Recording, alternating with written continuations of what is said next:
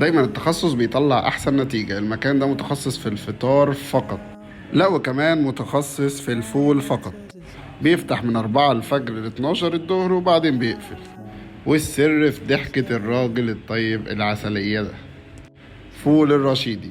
تخيل ناس تبقى رايحة تصم مثلا أو أبو قير، بتنزل في القطر في المنظرة عشان تاخد الفطار وتجري. السندوتش بيه خلطة غريبة، يعني حاجة كده تحس الفول بيدوب في البق، متعرفش ازاي. أنا مسميه الفول السحري. السندوتش الصراحة صغير بس تحفة.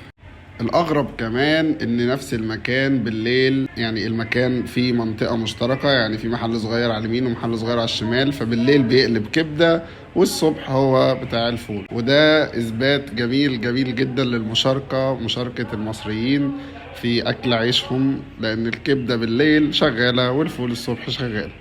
أنصح أي حد بتجربة الفول الصبح والكبدة.